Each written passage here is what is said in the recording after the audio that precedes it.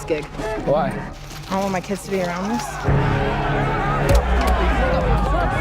Hey, run! What you looking at? You? This movie is important for people to see because it's a conversation starter and in a lot of ways.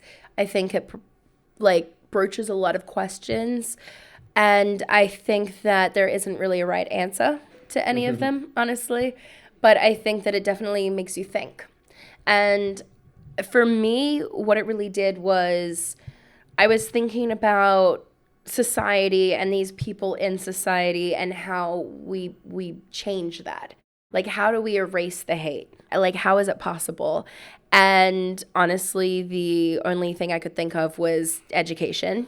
And it means teaching our children something different than what they're brought up to believe. Because a lot of these people are in there because they got into it when they were homeless as 10-year-olds and got taken in by a family and taught to believe this because it was the only home they knew. Or their parents were in it, and so they grew up believing it. And this is someone that wanted to change and knew it wasn't right. That's how he got into it. But he knew as an adult, like, this isn't right. It's not making me happy, and I really don't want to be a part of this. And he got out. And now their kids are going to know something different, know that that is wrong, and teach their children. That's just going to be continually a cycle of teaching something positive instead of something hateful. So it's breaking the cycle, and that is only possible through change. And this is a story of change, at the very least. It doesn't mean you have to forgive someone, but when someone is that willing to risk their life to change it, we have to allow change at the very least, because it is the only way. Do you have one that you regret? Why, you got one you regret? What was your first one? Fred gave it to me. He took me in.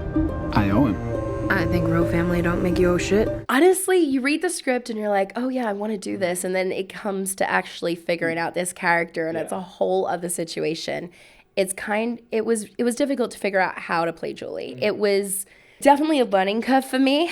First of all, she is a mother. I don't have children, especially not 3, and like a 4th one on the way. Right. So that was like a whole other step of maturity that I just don't have, and I don't have that experience. And then on top of that, how someone could fall in love with someone so full of hate when they don't want to be a part of it. I'm like, really? How does that happen? But it does happen. So you have to figure out how that happens. And you can't judge the character. And that is the biggest thing. And that was what I had to figure out. So I understood love for children because I understand love for my family. And then I had to understand her circumstances and how she was brought up. Her father was in the movement. So she grew up just only knowing that. Then her father got out of the movement. And so that has got to be a pretty big thing for someone. I think that's how she was never like all in. Also, women seem very different in the movement as well. But she had kids, and I think having kids makes you want something better for your kids. And it definitely did for her. She had a lot of love for them, but she was still kind of stuck in this world that she only knew. Because she grew up in this world. That's all she knew. Her boyfriends were in there. Like, that is all she knew in her life. And it's very hard to get out of something when it's the only thing you know, and then no one else is willing to give you a chance.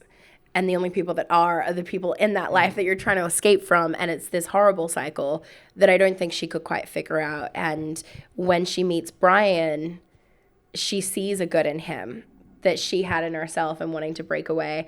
And they really broke out together because it was very hard for both of them to just completely leave because they didn't know how. And then they found the strength together. And I think that was quite beautiful. Is it true what Desi said? That you're an evil man?